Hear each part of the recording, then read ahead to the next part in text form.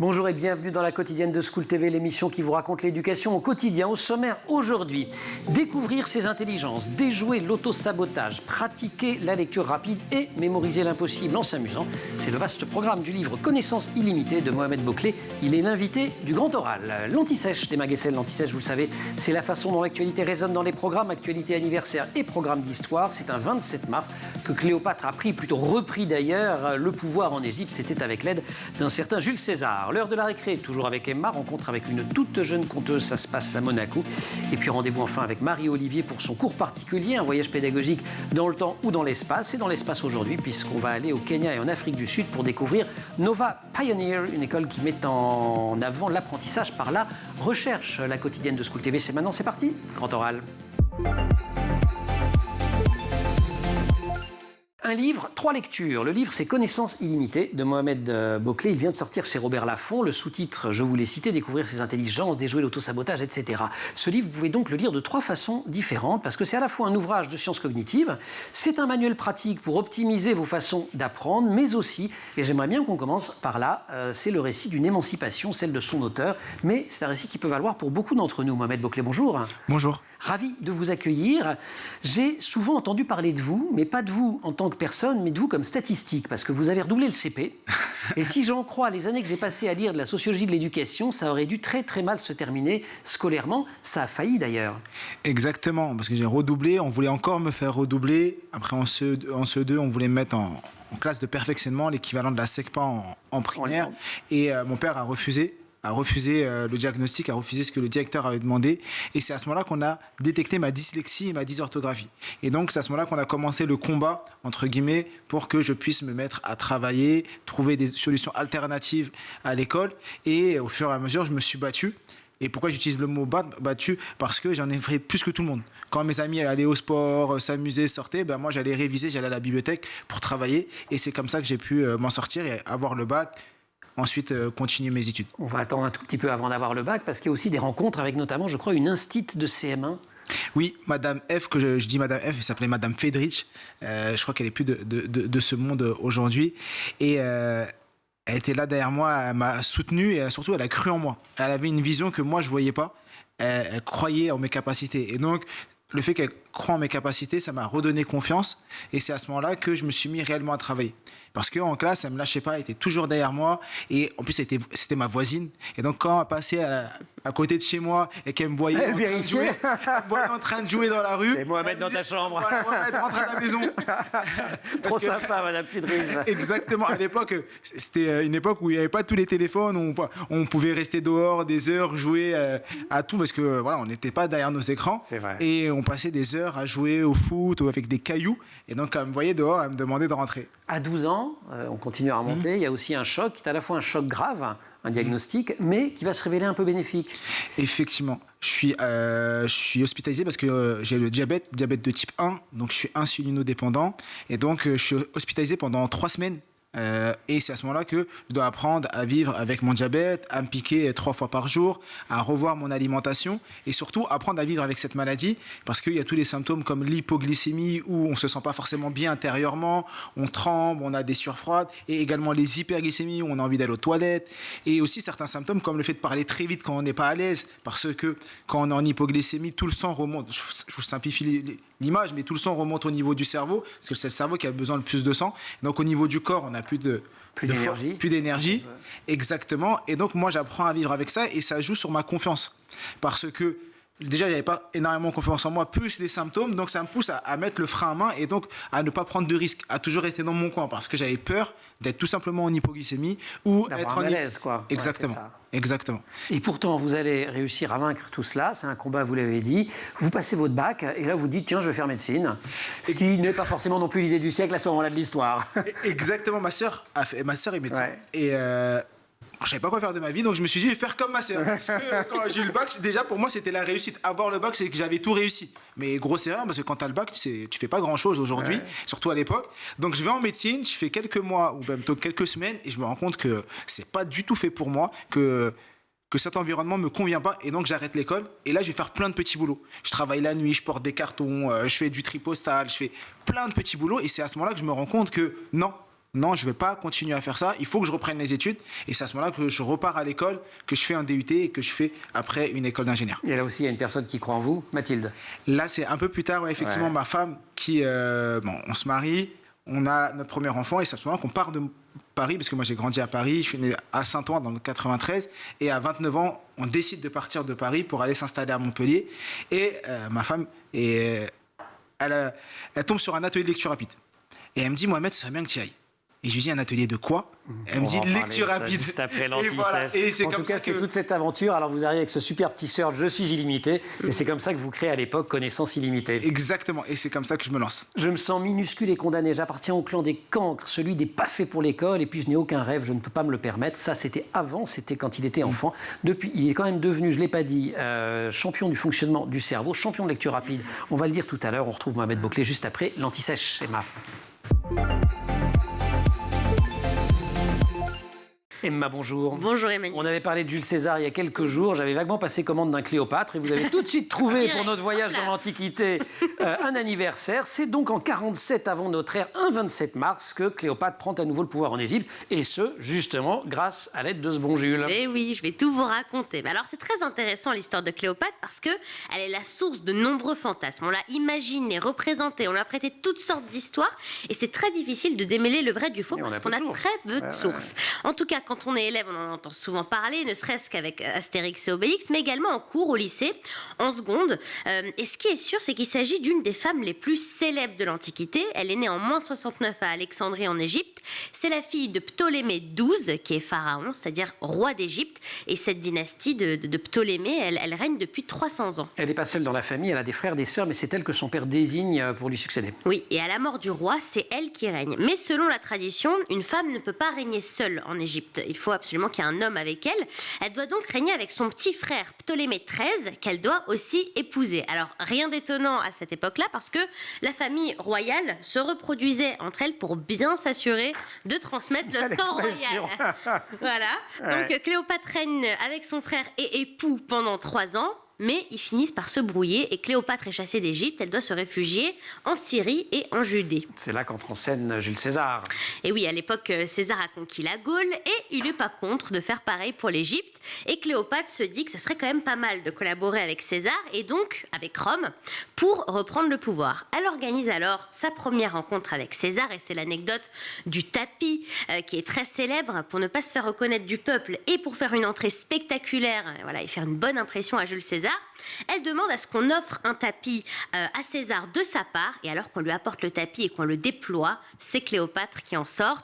Elle est toute jeune, elle a une vingtaine d'années, César 30 ans de plus. C'est une rencontre spectaculaire qui se transforme en histoire d'amour. Et César décide d'aider Cléopâtre à reconquérir le trône d'Égypte. Et il y arrive, le mari et frère de Cléopâtre meurt noyé dans le Nil et elle est de retour sur le trône.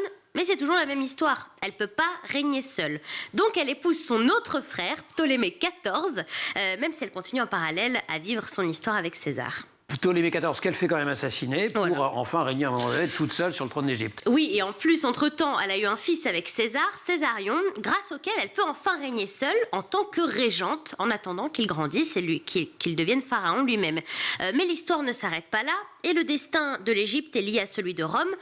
Cléopâtre rencontre Marc-Antoine après la mort de César, qui était le bras droit justement de César et qui domine maintenant tout l'est de la Méditerranée. Et comme avec César, il faut que la rencontre soit spectaculaire. Elle arrive sur un bateau magnifique pour l'impressionner et ça marche. Ils tombent amoureux et ils s'aiment pendant plus de 10 ans.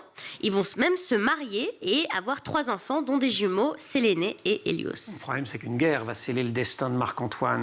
Mais oui, guerre qu'il mène contre Octave, le petit-neveu de César, futur empereur Auguste, que l'on étudie aussi en cours d'ailleurs. Et alors Octave et Marc-Antoine, ils voulaient le pouvoir tous les deux. Donc Octave n'était pas franchement ravi de la renommée de plus en plus importante de son rival. Et puis autre petit détail, Marc-Antoine accessoirement était marié officiellement avec la sœur d'Octave. Donc voilà, il était un peu en colère que son beau-frère vive tranquillement à Alexandrie avec Cléopâtre. Donc il lui déclare la guerre. Et Marc-Antoine perd. Lourde défaite, après laquelle il se suicide en pensant que Cléopâtre est morte. Que fait Cléopâtre? Elle se donne la mort à son tour pour ne pas se faire capturer par Octave. Il y a d'ailleurs un mystère autour de ce suicide. Comment est-elle morte? Est-ce qu'elle a été... Le serpent, voilà, Alors, c'est la plus connue. On dit qu'elle a fait introduire un serpent et qu'il l'a mordu. Serpent en plus symbole de l'Égypte. Voilà. Il y a une autre version qui dirait que peut-être c'était du poison. On ne sait pas. Mais en tout cas, sa disparition met fin à la civilisation des pharaons, qui aura quand même duré 3000 ans. Et on n'a pas retrouvé son tombeau à Cléopâtre, mais les fouilles continuent encore en Égypte. Ce serait incroyable de le retrouver. Merci Elma, quelle histoire extraordinaire. Si vous avez envie de fixer tout ça dans votre mémoire, on va parler de comment on mémorise dans quelques minutes. Mais alors évidemment, vous regardez en boucle la chronique d'Emma parce qu'elle est formidable. Vous pouvez aussi regarder la série Rome, qui est, certains historiens nous l'avaient confirmé sur ce plateau, tout à fait fiable sur ces questions-là. Enfin, elle joue un peu sur la chronologie, mais ça fonctionne. Et puis vous avez un podcast extraordinaire de Philippe Collin sur l'histoire de Cléopâtre. Emma, merci. Merci. La récré tout à l'heure. Bien sûr. Génial. Grand oral, Mohamed Bouclé. J'ai 30 ans et s'il m'arrive de feuilleter une revue ou de parcourir un article de presse de temps à autre, j'ai besoin de le relire, d'en relire le contenu une dizaine de fois pour espérer comprendre. Ça, c'est ce qu'écrit Mohamed Bouclé dans Connaissance illimitée, le livre qu'il publie chez Robert Laffont. Quelques années après avoir décrit cette situation, là on est en 2021, il est quand même vice-champion du monde de lecture rapide. Donc, il s'est passé des choses entre les deux. Vous avez découvert la lecture rapide. Vous donnez d'ailleurs des conseils pour apprendre la lecture rapide. On va en résumer quelques-uns, mais je voudrais commencer par le plus important. Vous dites, la première question, c'est pas de lire vite, c'est de savoir pourquoi on lit, et on lit pour devenir libre. Exactement. C'est tout simplement prendre conscience de la raison pour laquelle on prend son livre, tout simplement. Beaucoup de personnes prennent un livre parce qu'ils ont entendu parler du livre, ils ne savent pas la raison qui les pousse à lire ce livre, et donc ils passent des heures, et au bout de 2 heures, ou 3 heures, ou 4 heures, ils se rendent compte qu'ils n'ont rien appris et que ce n'était pas intéressant. Et donc on lit pour devenir libre intellectuellement, et effectivement la première question qu'on doit se poser, c'est pourquoi je lis, pourquoi je veux lire ce livre. Et donc ça nous permet d'être actifs et non subir la lecture. Alors avec vous, j'ai découvert que je lis vite, mais ça je le savais déjà, mais pas grâce à la lecture rapide, je pratique apparemment la lecture kayak. Ah, effectivement. Parce qu'il y a des tests dans le bouquin. Il y a des tests. Effectivement, il y a 2 tests. Un test en début du chapitre. Alors, le livre ne porte pas uniquement sur la lecture rapide. Loin s'en faut, hein, ça vient même à la fin. Effectivement, c'est un seul chapitre, c'est le dernier chapitre. Il y a 20 pages sur la lecture rapide. Et on commence par un test de lecture. Il y en a un au début, un à la fin, parce qu'au milieu, il y a des techniques de lecture rapide. Et effectivement, cette méthode, elle consiste à accélérer quand on a envie, lorsqu'on a l'impression que la partie n'est pas intéressante, et ralentir quand on trouve que les informations sont pertinentes, pour vraiment faire en sorte que notre cerveau fixe l'information. Voilà. Mais la lecture rapide, c'est autre chose. Effectivement. Vous hackez votre cerveau. La lecture rapide, c'est des méthodes qui nous permettent de lire un livre comme celui-ci en moins d'1 heure, et surtout, c'est des méthodes qui permettent d'utiliser le fonctionnement naturel du cerveau. On va utiliser le guide visuel. Alors, le guide visuel, on va raconter. C'est que vous suggérez d'utiliser par exemple un stylo et de lire, j'imite. Hein. Exactement. Mais comme ça, on va prendre un guide visuel, un stylo, notre doigt, et on va le mettre sous la ligne, et on va avancer de cette manière parce que nos yeux font naturellement ce qu'on appelle des saccades.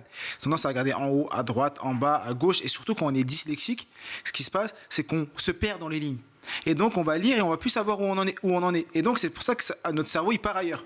Et donc là, quand on a un guide visuel, ça fixe la lecture. Donc ça, c'est une première chose. Deuxième chose... Les rituels corporels, si je me souviens bien aussi. Il y a également les rituels corporels. Déjà, dans les méthodes de lecture rapide, on peut faire abstraction de certains mots. Quand je dis abstraction, c'est que nos yeux ne se posent pas sur certains mots, mais grâce à notre vision périphérique, nos yeux et notre cerveau captent l'information. Donc, c'est comme faire abstraction du premier et du dernier mot de chaque ligne. Ça, c'est une méthode. Effectivement, il y a des choses qu'on fait avant, pendant et après. Donc, le pendant, on peut faire des mouvements réguliers devant, derrière ou droite, gauche. C'est l'important, c'est que ce soit régulier. Et ça agit sur le cerveau, là encore. Hein. Oui. C'est pas juste des trucs en l'air. Vous avez étudié tout ça. Ça occupe la partie motrice de notre cerveau. On a tous vécu ça. Avoir un appel important, prendre le téléphone et commencer à marcher dans notre bureau ou dans notre chambre. On a tous eu un appel important et on a commencé à dessiner. Ou en classe, des étudiants qui dessinent, qui ont besoin de... Ceux-là, on les punit. C'est là on les punit, alors qu'il ne faudrait pas. Parce que lorsque l'enfant est en train de dessiner, en vrai, ce qui se passe, c'est que lui, la partie motrice est occupée sur sa feuille, mais son cerveau, il est occupé sur ce que l'enseignant est en train de dire. Et donc, il est beaucoup plus concentré.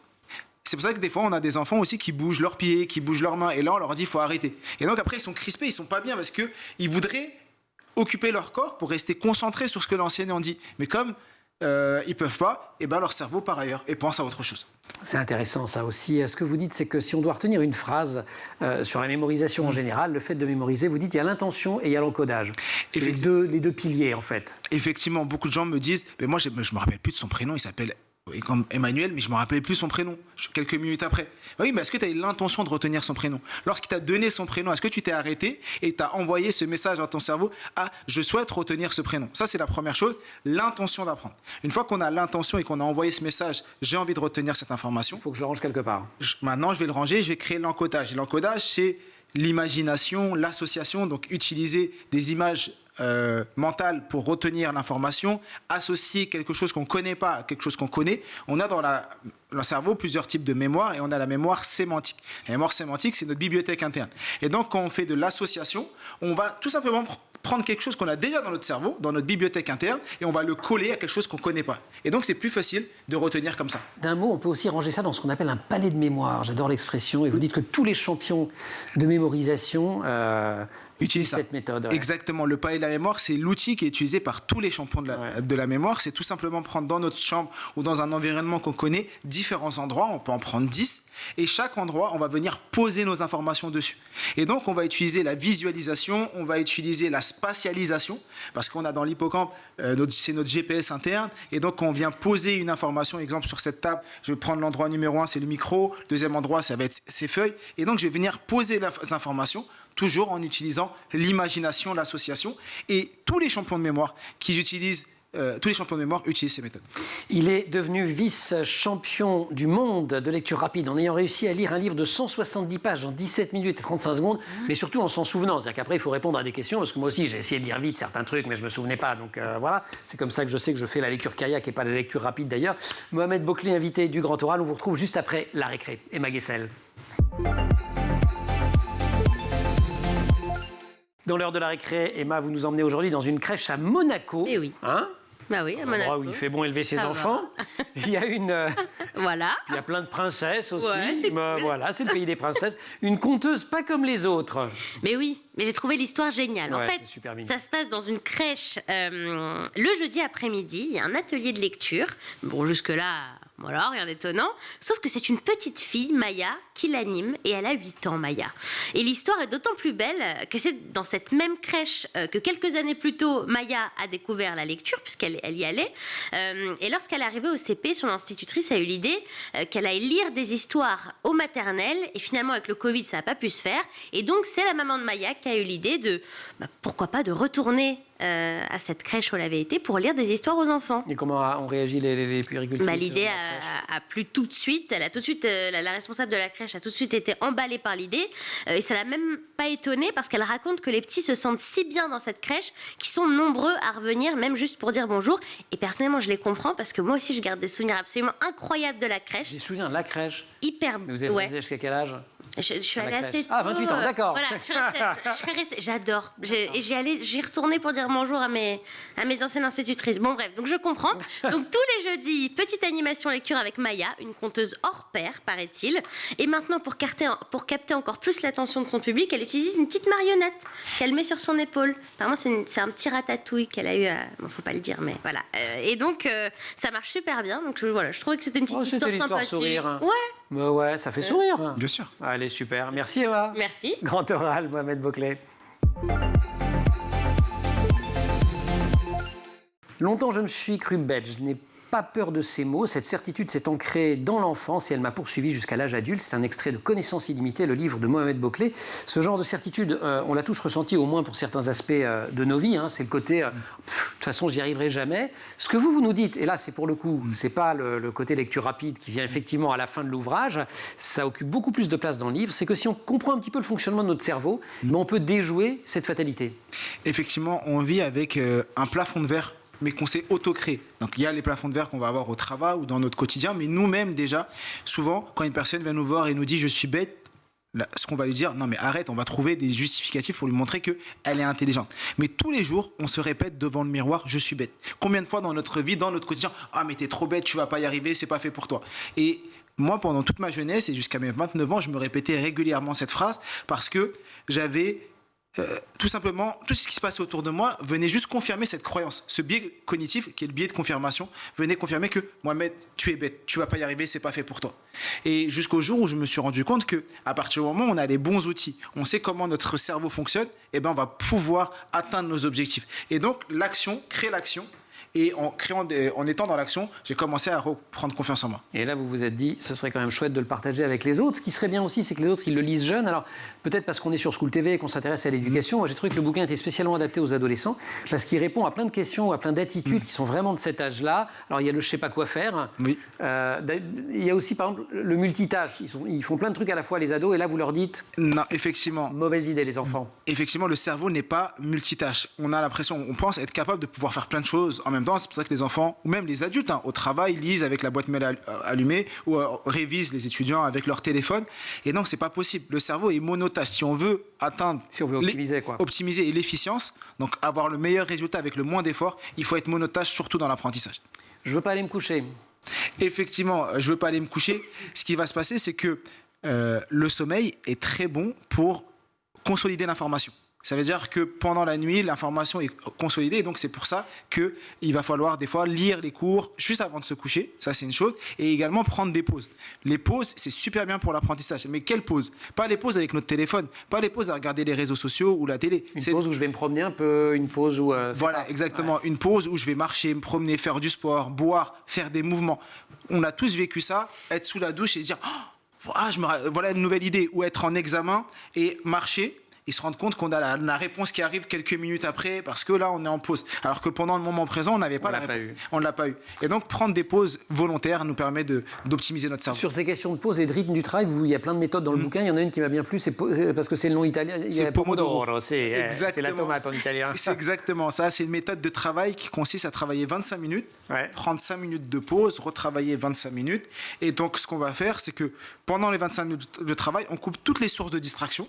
On est focus à 100% dans ce qu'on fait. Et ensuite, pendant 5 minutes, on va se lever, marcher, boire, faire du mouvement et recommencer ça pendant 4 fois. Et au bout de 2 heures, prendre une plus grande pause. Et là, aller peut-être toucher son téléphone ou faire autre chose. Et on arrive à faire en 2 heures ce qu'on fait en 4 ou 5 heures en temps normal. Parce qu'on s'adapte au fonctionnement du cerveau. On va évidemment pas raconter, de toute façon on ne pourrait pas dans un temps aussi limité tout ce qu'il y a dans le bouquin. Vous parlez à un moment des croyances limitantes, on en a déjà parlé dans l'émission, c'est les biais, c'est nos représentations. Alors c'est compliqué parce qu'à la fois elles nous rassurent, elles ont une vraie fonction positive en l'espèce, et en même temps elles peuvent nous entraver. Donc effectivement, on va apprendre à gérer ce truc-là. Effectivement, on a les biais cognitifs, c'est des raccourcis que notre cerveau fait, et on les utilise, on les a tous les jours, et le plus important, c'est prendre conscience de ces biais cognitifs. Une fois qu'on a pris conscience, on en prend conscience dans notre quotidien. Et après, une fois qu'on a pris conscience de ça, on va passer au-delà. Comme je vous disais tout à l'heure, le biais de confirmation, c'est ces croyances qu'on a et toutes les choses. Je ne retiens que les informations qui confirment ce que je croyais avant. Exactement. Mohamed, dans toutes les solutions que vous proposez, il y en a une où on se parle un petit peu à soi-même dans sa tête. J'ai pensé au film Vice Versa, je ne sais pas si vous l'avez vu, j'imagine que oui, où il y a plein de personnages dans la tête. Effectivement, moi, je lui donne même un... Il a un nom. Je donne même un prénom, un nom à mon subconscient, et je vais faire appel à lui un peu comme un super-héros auquel on va faire appel quand on en a besoin. Et effectivement, lors de mes championnats de lecture ou même dans des moments où je suis un peu stressé, je vais faire appel à mon subconscient, je vais lui donner son prénom et je vais lui dire là j'ai besoin de toi, j'ai besoin que tu sois concentré, que tu m'aides, et ça marche très bien. Il s'appelle comment votre subconscient? Ça, je peux pas le dire. Ah, vous l'avez pas lu dans le bouquin. C'est le mien. J'espère avoir un scoop. Connaissance illimitée, c'est le titre du livre de Mohamed Bouclé. Vous restez avec nous, on va voyager un petit peu parce qu'on voyage dans toutes ces émissions. On va retrouver Marie-Olivier. Emma, merci beaucoup. Merci. Cours particulier.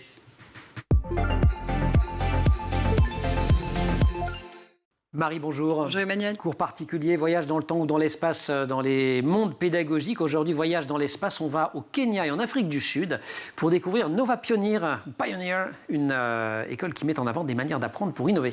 Exactement, Nova Pioneer, c'est même un réseau d'écoles, plus qu'une école, avec une vision forte, former les dirigeants africains de demain pour développer et faire rayonner le continent dans le monde entier. Il parle de dirigeants et d'innovateurs qui forgeront le siècle africain. École qui est au Kenya en Afrique du Sud, mais c'est en Afrique du Sud qu'elle est née. Oui, la première école naît en Afrique du Sud en 2014. En fait, les fondateurs de Nova Pioneer, qui ont fait des études sur l'éducation dans de grandes universités américaines, se posent un certain nombre de questions. En fait, au vu des changements que présente le 21e siècle, ils se demandent ce dont les enfants et les jeunes vont avoir besoin pour réussir sa vie et pour façonner l'avenir. Donc, réponse pas forcément très évidente. Et donc, c'est vrai que ça se prête bien à des investigations. Exactement. Donc, l'équipe décide de sillonner le monde pour découvrir des méthodes différentes et des écoles au Pérou, à Singapour, aux États-Unis ou encore encore en Angleterre pour s'inspirer et pour comprendre comment elle fonctionne. Ils en profitent aussi pour interagir avec des spécialistes de l'éducation, dont Sir Ken Robinson, qui a été connu dans le monde entier. Hommage à Ken Robinson, qui est mort il y a quelques mois, et grand inspirateur. Après ce tour du monde et ses recherches, ils créent leur première école. On est en 2014. Exactement. Donc, ça fait bientôt 10 ans que la première école existe. Elle a été fondée en Afrique du Sud avec une idée, rassembler et intégrer tous les meilleurs systèmes éducatifs qu'ils ont découverts dans le monde, dans cette école, dans ce réseau d'écoles, tout en le rendant accessible au plus grand nombre. Donc aujourd'hui, il y a 10 écoles, c'est ça? Une dizaine en Afrique du Sud? Une dizaine, donc 11 en Afrique du Sud, Ouais. très exactement, 6 au Kenya, dont la première a vu jour en 2015 au Kenya. Et ces écoles suivent les programmes scolaires de leurs pays respectifs, mais elles ont une approche pédagogique qui est différente. En quoi? En quoi? Le conseil des fondateurs, au moment de lancer Nova Pioneer, c'est de dire il y a plein de jeunes qui sortent de l'école avec un sentiment en fait, de ne pas être capables. Le fameux I can't. Et dont on parlait aussi avec Mohamed tout à l'heure. Voilà, ça veut dire je ne peux pas, je me sens incapable. Et en fait, chez Nova Pioneer, les enfants doivent au contraire, c'est leur philosophie, découvrir et comprendre qu'ils sont capables tout au long de la scolarité. Et les équipes sont persuadées que dans cet état d'esprit, ils pourront avoir un impact positif sur le monde. Ça vous rappelle quelque chose? Kiran Birseti. Ouais. Le virus I can, Exactement. je suis capable, qui était un changement de regard qui peut paraître un petit peu anodin, mais, et on l'a vu avec Mohamed, qui peut avoir un impact très significatif chez les enfants et sur le monde. Exactement. Nova Pioneer s'inscrit totalement dans la même philosophie que Kiran Birseti et son Design for Change. Les méthodes aussi d'ailleurs, parce qu'il y avait des projets de communauté, je me souviens, dans Design for Change. Exactement. Donc, ils font aussi des projets chez Nova Pioneer. L'école se base sur l'apprentissage des compétences dites du 21e siècle. Donc, par exemple, les enfants apprennent certes à se servir des nouvelles technologies, mais ils vont aussi apprendre à les concevoir et à les fabriquer. Et Nova Pioneer dispose aussi de laboratoires et d'espaces dédiés pour que les élèves créent, innovent, tâtonnent. Apprentissage par la recherche, j'imagine aussi. Grand Exactement. classique. Voilà, le grand classique. Le programme fait la part belle à la recherche. La façon d'apprendre est aussi intéressante. Elle intègre souvent la créativité et les activités manuelles ou artistiques. Donc, par exemple, pour apprendre l'anglais, les enfants peuvent écrire de nouveaux chapitres de livres qu'ils aiment. Pour apprendre les maths, ils vont faire des sondages auprès de leurs proches sur un sujet en particulier. Ou pour apprendre la physique, c'est eux qui créent eux-mêmes leurs outils de mesure. Quand vous dites les enfants, quel âge? Alors en fait, les enfants de 3 à 19 ans, donc grands enfants aussi. Et les études sont vraiment exigeantes. Il y a aussi des examens, mais Nova Pioneer, c'est surtout un état d'esprit. D'ailleurs, les élèves sont nommés les Novaneers. Alors comment on devient un Novaneer? Il y a des conditions pour Il y a accéder des à ces conditions. écoles. Ouais. Alors rien de bien sorcier, mais le cadre est posé en 6 principes et chacun doit s'y tenir.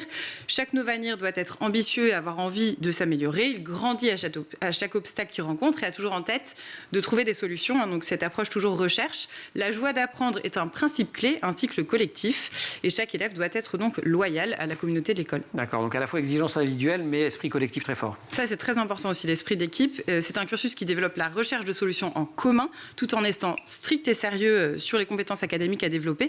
Les fondateurs insistent aussi sur la connexion, dans la connexion au monde, mais aussi aux autres élèves, et notamment aux élèves entre les pays. Donc il y a des échanges entre l'Afrique du Sud et le Kenya.